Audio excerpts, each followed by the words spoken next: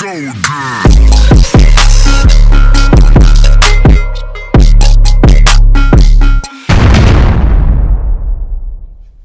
morning, ka-hornies! Ayan na naman, meron na naman tayong hack na ituturo para sa inyo. Ito ay, alam niyo yung pag nagpiprito kayo, yung mga stain ng inyong pinagpituhan, nag-stay sa pan. Ang dumi. Tapos, since nag-invest kayo sa magandang non-stick pan, mahal ang non-stick pan ha, kailangan mong alagaan yan. Hindi mo basta-basta ini-scrape. So, what I'm going to do now is take out the stain of this non-stick pan without scrubbing it with ang tawag doon, yung pang-isis ng plato or pinggan. And we just need, I always have this at home, baking soda, water, and a little vinegar. Gawin natin to. Pakita natin. Ayan. So, all you need to do is put a little baking soda dito sa pan na ito. Ayan. Put a little baking soda. Ayan, yung puting yan is baking soda. Tapos lagyan natin ng konting water. Lagyan natin ng konting water. Tapos, igagano na natin. Dagdagan pa natin ng baking soda. Dagdag pa tayo ng baking soda.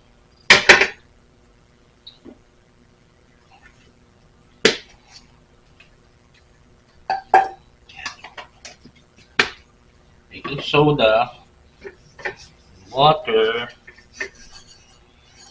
babad lang natin ng konti dyan para hindi tayo mag-scrape.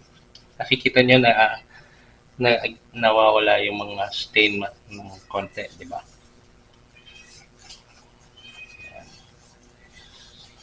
Do it that way. Do it that way.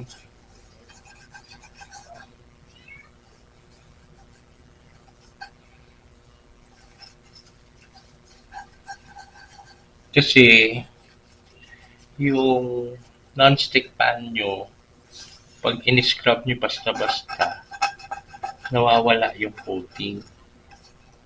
So ito, maganda to kasi nalulusan niya yung stain. Pag nalusan yung stain, madali nang tanggalin yung umapit doon sa non-stick pan nyo. Ito kasi, pinagpituhan ko na ginawan ko ng adobo, actually soy pork this morning. Tapos I want it na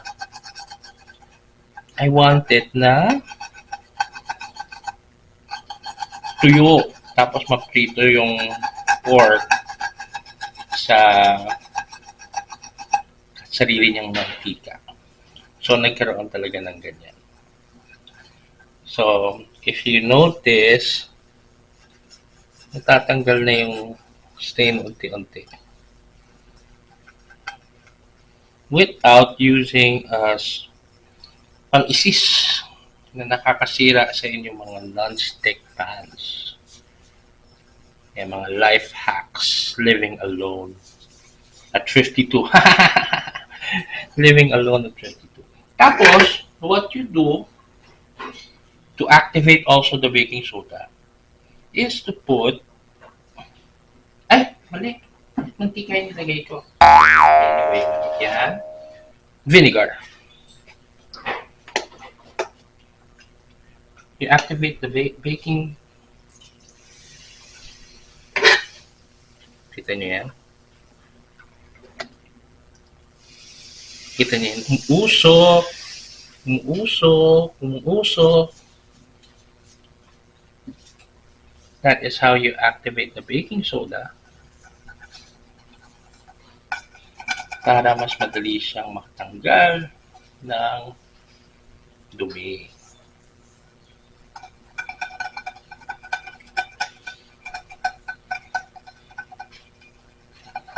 Without scrubbing off your non-stick pans coating. So, ang gagawin lang natin dito, i-rinse lang natin to. Pero kikita niyo na, ang bilis matanggal nung stain.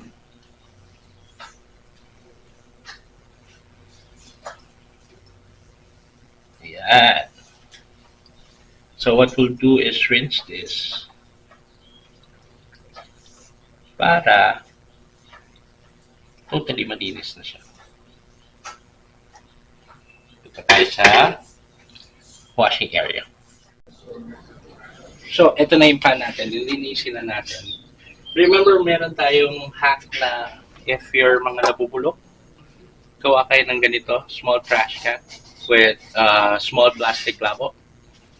Ganun pa rin.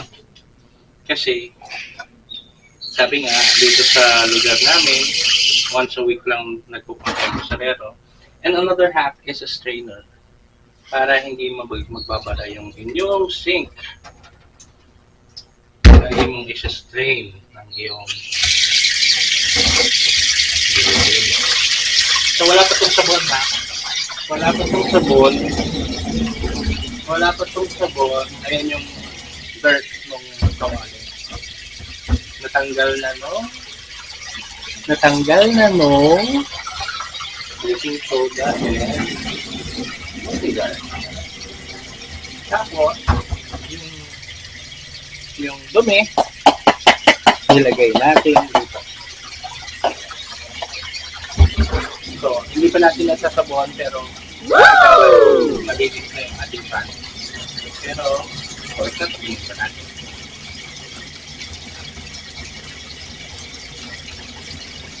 So, yun, hindi mo na kailangan isisim ng ganitong scrubbing. Yung soft scrub na lang. Yung super soft pan na lang ang gagawin.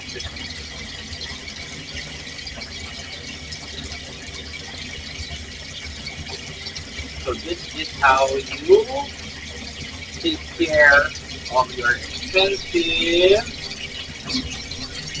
expensive non-stick pan.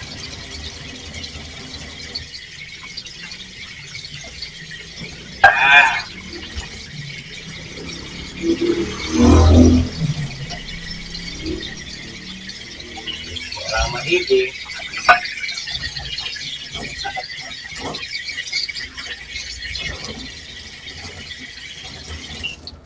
Ta-da! Good as new! So that's it for today. I have created a task on a daily basis already. One is kasama to make videos every day. Tapos gawa tayo ng mga life hacks, living alone at 52. Tapos sana nagustuhan yung baking soda hack natin. Yung baking soda is very good na cleaning agent. Pwede rin siyang panlinis ng ngipin para pumuti yung ngipin niyo. But ask your dentist first kasi meron siyang gas factor. So kung manipis na yung enamel nyo, konti-konti lang gagamitin nyo. Thank you. And this is your Daddy Alpha signing off.